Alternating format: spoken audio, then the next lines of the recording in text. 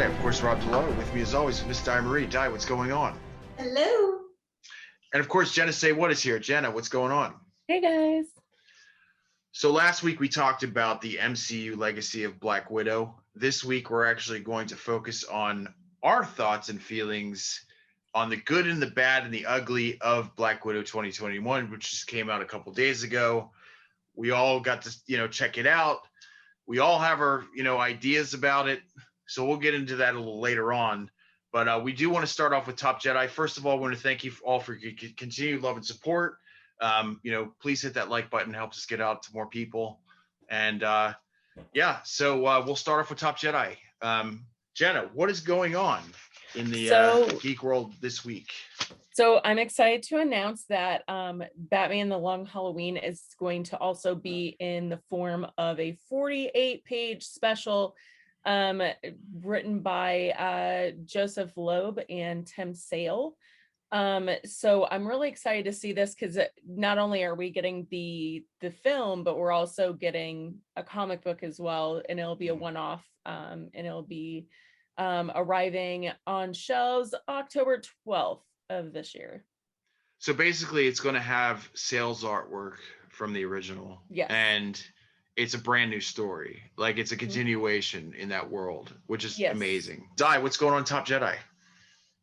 So some fun news for fans of the American Horror Story franchise. FX just released a 1-minute trailer for American Horror Stories, which is going to be the anthology series for American Horror Story.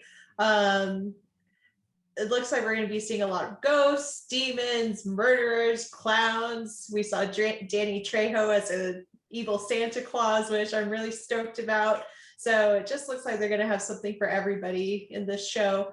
So if you guys still don't know about it, it will be released on July 15th on Hulu. So yeah, if I'm not mistaken, did they not show like a glimpse of Murder House in the trailer? Like I believe they did. A lot of the clips that they showed were really, really fast. So unless you kind of like paused it and played it, it's kind of hard to catch those little details. So next to Top Jedi news, we have a little bit of sad news. Well, for me, because I was a huge fan of Lovecraft Country when it was on HBO. And, it was based on the book by Matt Ruff, loosely based on the book by Matt Ruff. And the showrunner was Misha Green.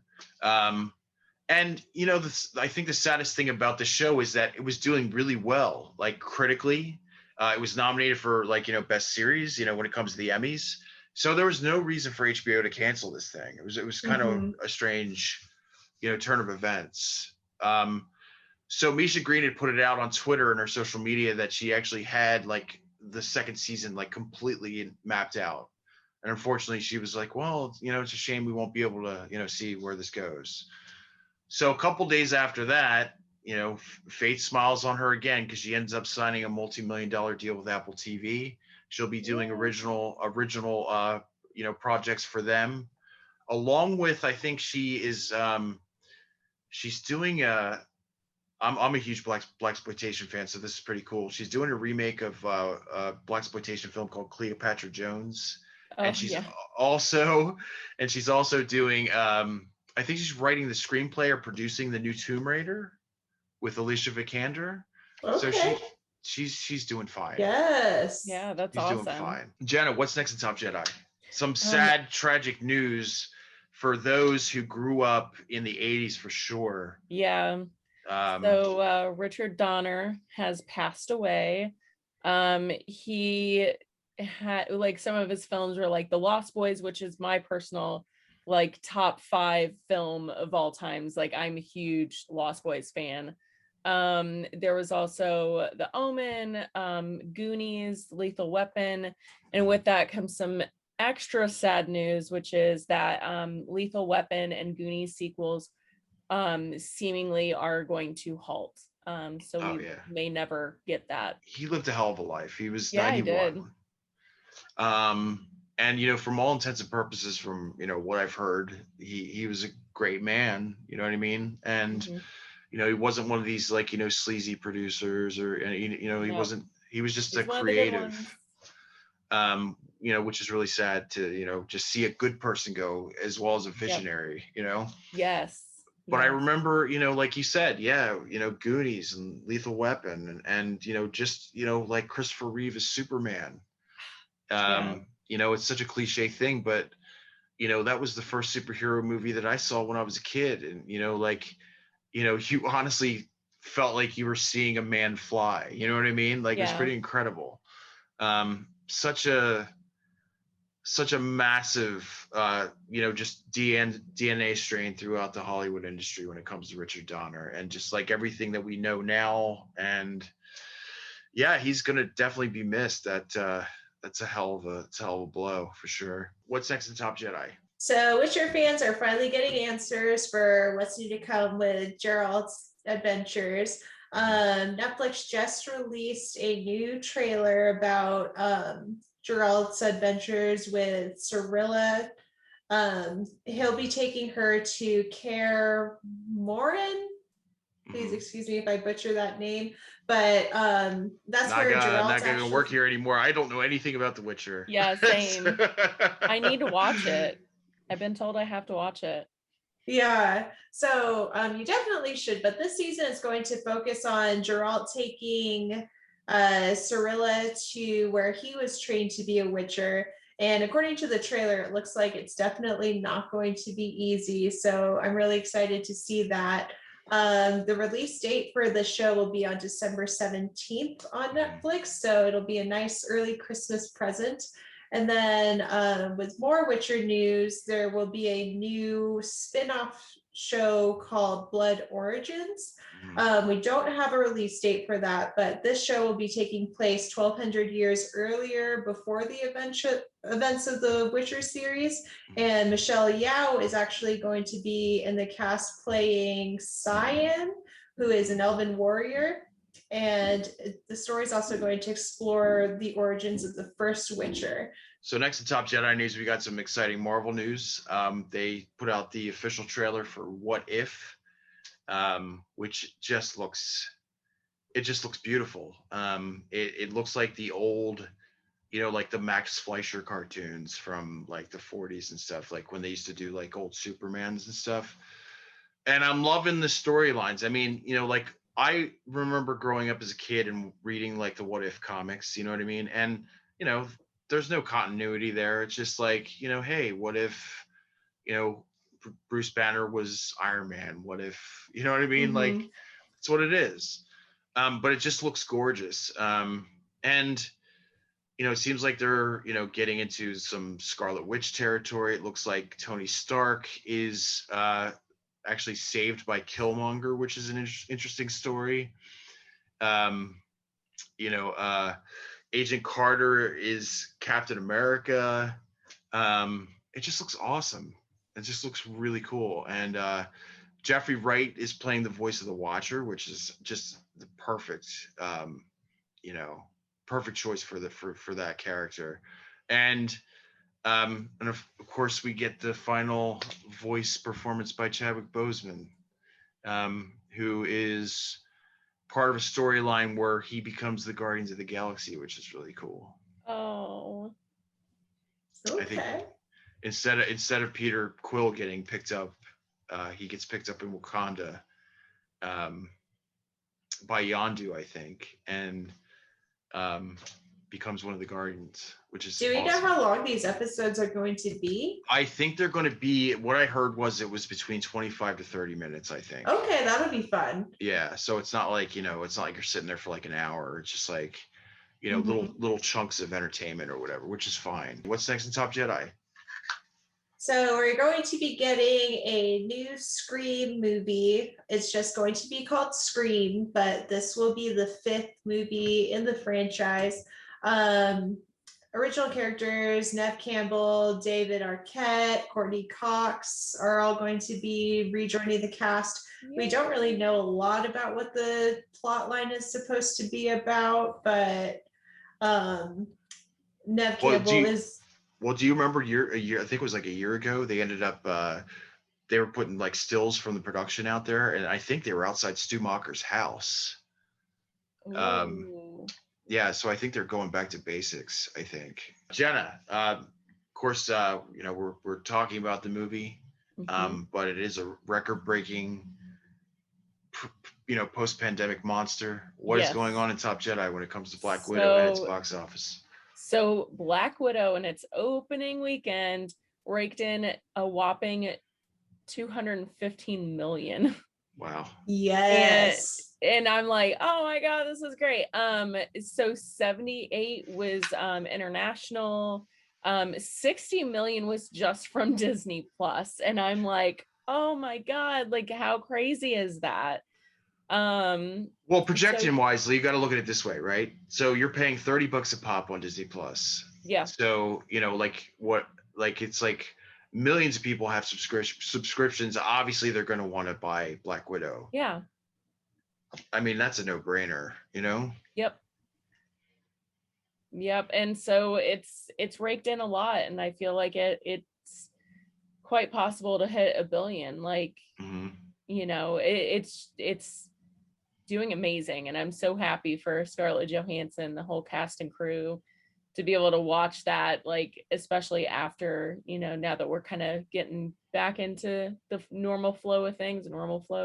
But yeah, I'm really happy for her. You know who it makes me really feel good for out of everybody is David Harbour. Because David Harbour, like, put his heart and soul into playing Hellboy. And it was just a complete and utter flop. Because they tried something different. It wasn't, Guillermo del Toro. He's not Ron Perlman. It was just doomed from the start.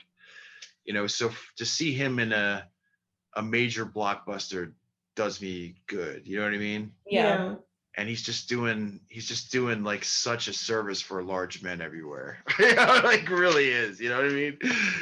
Like from Hopper to Stranger Things to like he's just dad bodding it up, man, and he's rocking it. Bless him. He is such an angel. We are going to talk about Black Widow 2021, which should have been 2019, should have been 2020, should have been 4 years ago if you want to be real about it. Yeah. So this is a film that's there is quite a, well, first of all, I just want to put this out there. Fandango, if you're watching, what the hell are you thinking? They had the audacity to put it out there. Their promo was F is for female. Wasn't for A is for action, M is for Marvel. It was F is for female. I was just like, that was so freaking insulting. Whenever you sent me that, I was like, oh my, are you kidding? Like, I thought it was fake. And at the same time, I was just like, this does not surprise me in the least bit. Like, family, oh my God, like. Nope, female. Yep. Oh, great. The fact that boil it down to our Black chromosome. Widow has a vagina and a different chromosome, and that was the main point of get your tickets now. Yeah, it was insulting, and I was just like, come on, like, do better. Yeah, for real. So without that out of the way, this is, there are a lot of ladies involved in this project. You got Kate Shortland, who directed it. You've got Jack Schaefer, the showrunner from WandaVision, who co-wrote the script. It was, I wouldn't necessarily call it pointedly female, although it felt to me like the metaphor was powerful men doing horrible things to women. That seemed like the underlying thread for the most part, and all the emotional damage it causes and all of that. You know what, Jenna, let's go to you first. What did you think of Black Widow as a whole film? As a whole, I really, really enjoyed it. Because of all the kind of what we were kind of getting from it before, my expectations were set very, very, very low. So it was gonna do well in my own head, but like, yeah, I thought that there was like so many good redemption arcs in there. We got the reference to the Red Book, and like, getting all these like you know, she ends up rescuing the girl that she thought she murdered, like, which you could tell was like weighing heavy on her shoulders. Like, we got a glimpse into like what it was like being her as a child. And yeah, and her sister Elena, I'm just like, I'm over the moon with her. Well, I should call you Miss Elena Belova because that's who you are tonight. So that is. I was like, I have a blazer that looks like that, and I have a white t-shirt. Screw it, that's what I'm gonna do. So Diana, what were your thoughts about the movie as a whole? Seeing it as a whole, I really, really liked it. I did end up seeing this movie with my boyfriend, but after finishing it, I wish that I took my sister along with me, because a lot of the banter that Elena and Natasha have together, it totally reminds me of my sister, because she'll talk crap to me about random stuff, and I'm just like, oh my gosh, okay. Because as an older sister, like, you're going to be more serious and you're kind of more focused, and the younger sister is more like relaxed and joking around. So I just kind of, I related to that a lot. I did enjoy seeing the family. The thing that was kind of disappointing was I was hoping that we were going to get more flashbacks into Natasha's life that we didn't really get. Like, they did tell us about it, but I just wanted to see more of it. Yeah. But as a whole, like, the action sequences were badass. Natasha's my favorite character to watch in a fight. So the relationship between young Natasha and young Elena was kind of beautiful. But it was really, you know, sad and disheartening that it was all fake, you know, that they're sitting there by a Christmas tree just to take photographs to, you know, and as I predicted earlier, that it was going to be like that show, The Americans, with Kerry Russell, and they were living in Ohio as a fake American family. I kind of predicted that. Yeah, you did. Yeah. So, you know, so everything they did was like, you know, completely false, you know, but as they say later in the film, it was real to me. Yeah, it was real to me, which also I wanted to add the Nirvana cover that they used in the beginning sequence of the movie was perfect. It just made me feel cold and like alone. And I just think that helped the audience relate to how Natasha and Elena must have felt their whole life. Yeah, that was one of the greatest openings I think I've seen for a Marvel film. Like how it looked very Cold War and very, you know, dark and you know, and I think that was another thing I predicted, that they were going to show like a bunch of young girls just getting absconded, you know, or, you know, getting taken, like, you know, from all these different, you know, points in the country and stuff. So yeah, I did love that aspect of it, you know, like, I mean, Red Guardian or Alexei, like, you know, is automatically an asshole from the very beginning. And ends up, you know, allowing these girls, you know, just because he thinks he's doing the right thing, to be captured and you know, be part of this Red Room program and stuff. And you know, so he's not very likable from the moment, you know, you see him. And you know, the thing that really bugged me, and I mentioned this to you guys before because we had a conversation before the show, I really felt like the mist in the face when it comes to the Black Widow trainees is kind of like a MacGuffin. It seems like it was just a simple out. You know what I mean? It would make sense if Yelena was able to break free, not from a spell like she's a zombie or something like that. You know what I mean? But if she just broke free from the Red Room program and she just wanted to follow the footsteps of her sister, I think that would make more sense from an emotional standpoint, as opposed to, oh, I'm getting this perfume spray to my face and, you know, I broke free. I'm awake. Yeah. It was just that bugged me. See, I didn't even think anything of that. It just seemed really too simple, that whole thing with the mist. But yeah, again, you know, I love when they, you know, break Alexei out of prison. You know, and you know, he's just living his best life in there. You know what I mean? He's tatted up, which is like, oh. He's all tatted up, and you know, like, if I'm not mistaken, was he getting? No, was it him fighting Captain America on his back? Yeah, or was that I think so. Because that was his whole thing. Like, did Captain America say anything about me? And she's like, what? No. Like, stop asking about yourself. Yeah, and it was just like, he just is so inappropriate all the time, like the whole time. Like, he's just so inappropriate. Yeah, he's a pig.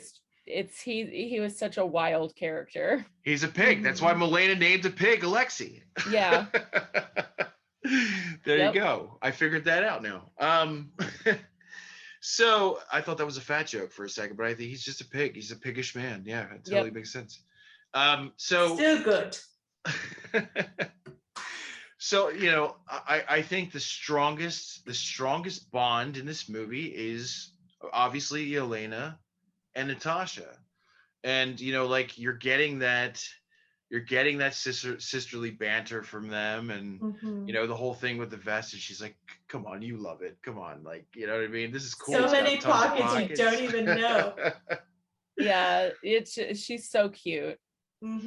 Yeah, it's really interesting to me that a bunch of people were saying, well, this is Florence Pugh's time. Well, obviously you haven't seen Midsommar or anything else she's been in, because she's amazing. She's always been amazing.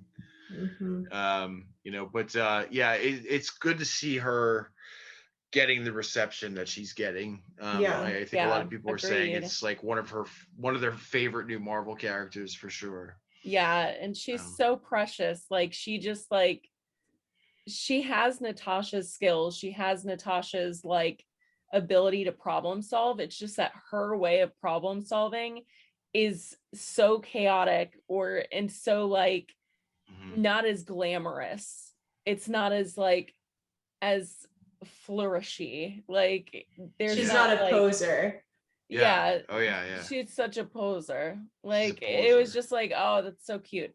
But like, her way of doing things, like her kicking the door, like it was very like gritty compared to Natasha, where Natasha is like very like ballet and very like dancer-esque, as she even does like her fight. Yelena just has like she's still a baddie, but like she still has that innocence to her where like I can see my little sister in her. Like, obviously we're not spies, but like watching her, I'm just like, I want to protect you and like give you the love that you've been missing your whole life. Yeah. Well, these two women never got to live the life that they wanted to live. You know what I mean? Like we were talking before, like in the, the legacy of Black Widow, it's like, any love interest was, like just stripped away from her. And I think Elaine is kind of the same. She didn't, she wasn't, chasing boys or girls or whatever. She, she was just like, she's an assassin, like straight up and down. That's what she is. Yep. But it's really, what's really painful about her though, is that like Natasha didn't, she didn't care about any of this stuff. She didn't care about this fake family or whatever, you know what I mean? Yeah. And it was very real to Yelena from the very beginning. So you could tell that she was really just heartbroken that dynamic just got stripped. You know what I mean? Yeah. So, I guess in a way she, even though she is sort of the comic relief, she is also a very tragic character herself. And I do love that aspect of it. And, we will get into the family dynamic in a second, but I will say that the relationship between those four, I think, is my favorite thing of this movie. Yeah. Anytime they were in a conversation together where they were sitting at the dinner table, I was just in love with the whole thing. Yeah. I didn't know I was going to get emotional, hearing David Harbour in his Russian accent sing American Pie, like I thought that was just me. That was so good. That's her song, which is beautiful. There's so many good so many wonderful aspects to this. But unfortunately there are a couple things that, did miss the mark, but we'll get into that. I wanted to ask you guys, because I just, mentioned the family dynamic and, what were your thoughts and feelings when it comes to that? Did you feel like, that bond was effective in it? What were your thoughts on those four in the film? Diana. It just made Natasha's character feel a lot more human, because we did catch glimpses of her more emotional side as far as her relationship with the Avengers go, but seeing her addressing the traumas that she experienced as a child and then interacting with somebody that went through the same thing as her, I thought that was really beautiful to see. Mm-hmm. Yeah, what were your thoughts on the whole family dynamic of the movie? I think that they did it really well. I really like the fact that they made reference to, like, you know, they had to shoot all these things in one day, and I really like empathized with Yelena because of the, like, how she was like, it was real to me, but like she's like, you could tell that doing all those holidays and all those pictures was so exciting for her as a child, like this adventure that you get to do with your family. So like I think that they all do have a bond with each other because, like, I don't know, but it symbolized it with a lot of their like banter back and forth, and like the dinner time conversations, and like just like little things like the mom being like, well, you didn't get hard on my, like, didn't get soft on my watch, and I'm like, yeah. So I feel like even though Natasha kind of fought it through the movie, I feel like deep down inside during that time she really did feel like they were family. Mm-hmm. I agree. I absolutely agree. And, you know, there's another thing we got to take into account too, which, by the way, guys, if you guys haven't seen the movie, you probably shouldn't be watching this episode. Go watch the MCU Legacy show and then jump onto this, and watch the movie first, because we're going to be spoiling this thing. So, you know, I mean, obviously they got together, you know, and they plotted this whole thing out. We're going to work together to get on, you know, like, you know, this helicarrier, and like nobody was the wiser. You know what I mean? It was just like strategically planned from the start. And they were all in on it, which is fantastic. I do love that aspect of it.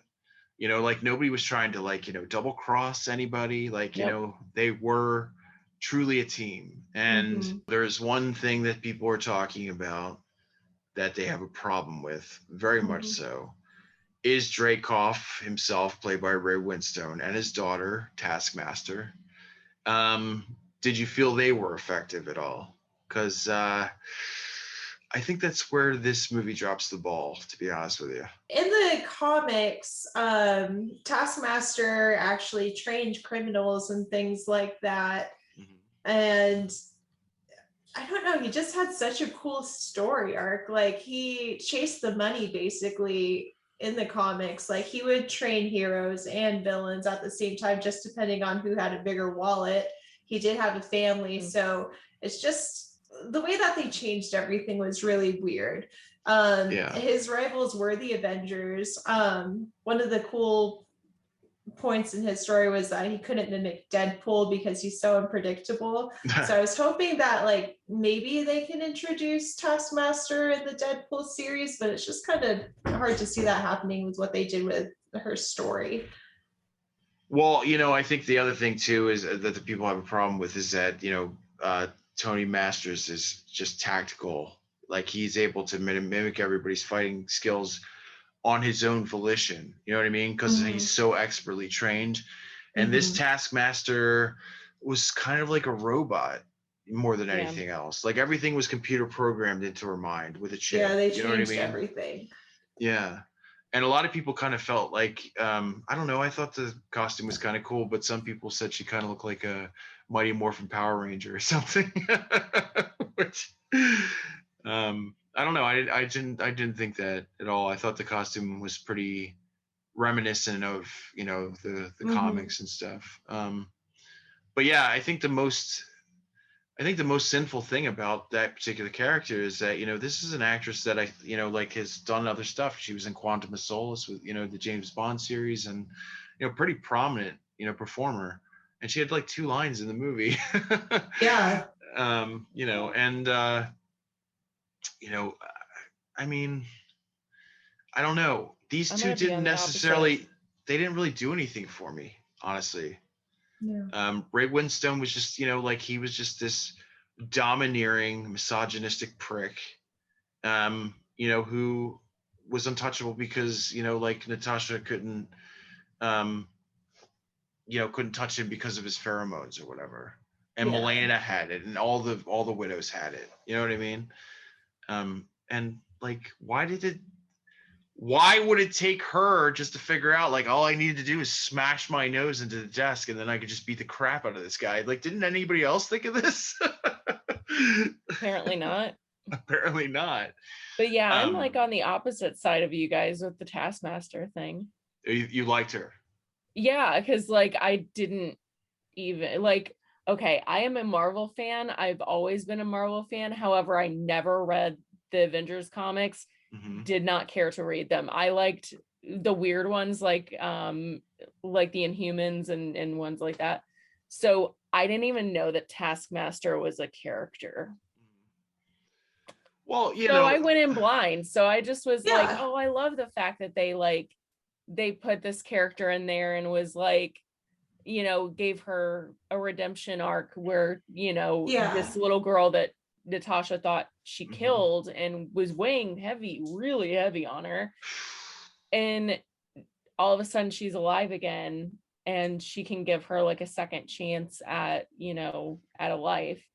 So like, I feel like I felt like that was a nice little extra bit to it. Final thoughts on the film, Diana?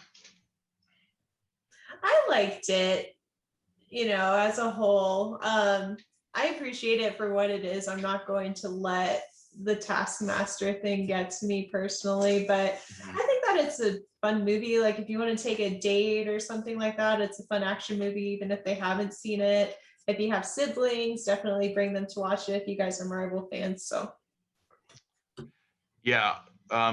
Jenna, what were your final thoughts on the entire movie? I really liked it. I feel like it gave me enough like closure with Natasha's death, that it kind of made me feel a little bit better about her sacrificing herself. And it's going to be interesting seeing what happens since Yelena's going after Clint now. Yeah, we're gonna get to that. You know what? Honestly, I felt there was supposed to be like a cathartic feeling that you felt at the end of this movie, but I still felt terrible because she found this family connection again. Yeah. And like maybe felt some sort of closure, some sort of like, okay, now I kind of know who I am. And then fucking Thanos happens and it all goes away. You know what I mean? Was just kind of sad that Alexei didn't tell Natasha how he felt, because he probably never got that opportunity again. Yeah. It just really bummed me out, because you see her at a moment where she's just like, I kind of know who I am now. You know what I mean? Like, I have two families and I know what I need to do. You know what I mean? Like, I need to spring my buddies out of prison. But yeah, it was just hurtful because it's like, oh no, we know what's going to happen now. That feeling of, self is just going to go away because of the whole Infinity War thing. And it just, this woman cannot catch a break. But for that shining moment, she had her cool jacket with all the pockets, and it's supposed to feel good, but at the same time, it's like, God damn it, where this is going. Yeah, it was really sad. Yeah. Yeah. So let's talk about that end scene, because we had mentioned before on the show that Falcon the Winter Soldier was actually supposed to come out before Black Widow, and of course the pandemic happened, and that changed. So we see Julia Louis-Dreyfus at the grave of Natasha Romanoff talking to Yelena, and it feels to me, obviously, that she's been working with her for quite some time. Yeah. Because she says, like the Midwest gives me allergies and stuff, which is really funny because Julia Louis-Dreyfus is amazing.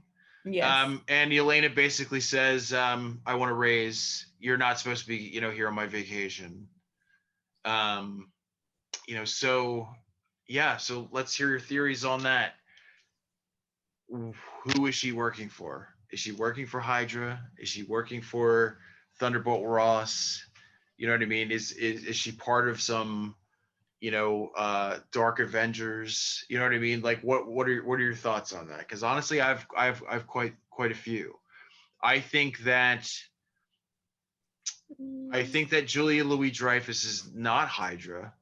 I think she's working for Nick Fury. That's what I'm thinking. That She's was setting up a one and love only connection. Yeah, that was my one and only theory on that, is that she's actually working under Nick Fury, Mm-hmm. and he's putting together like the new Avengers. Yeah, that's what I think too. Yep. So yes. And you've been spot on, sir. So I'm pretty sure that that's probably what. Yeah, but of course, as you had mentioned before, she says, "Well, here's your new mission. Oh, he's kind of handsome," and hands her a picture of Clint Barton, aka Hawkeye, and says, "This is the one. This is the guy that killed your sister."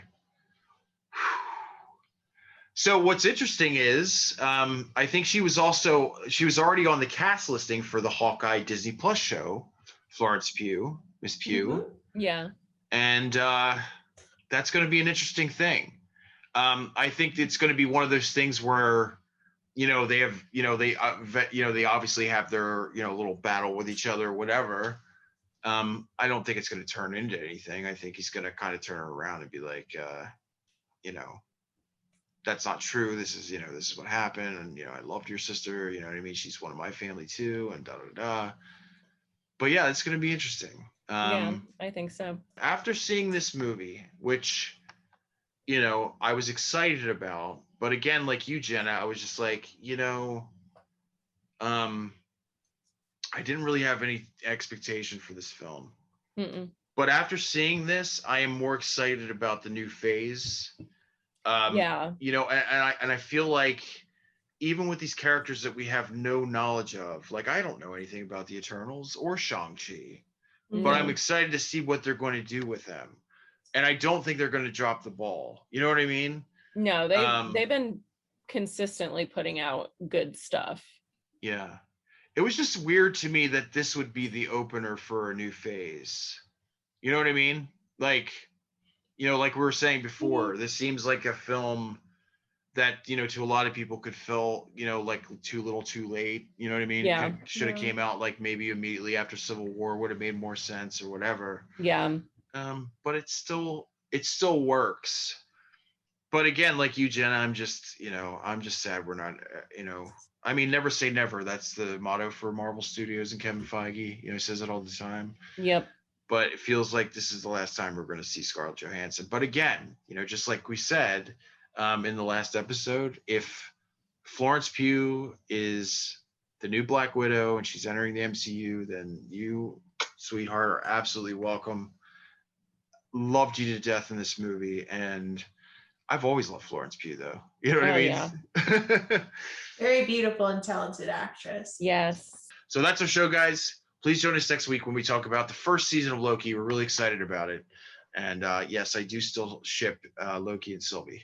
So we'll see you next week. Talk to you soon. Bye-bye.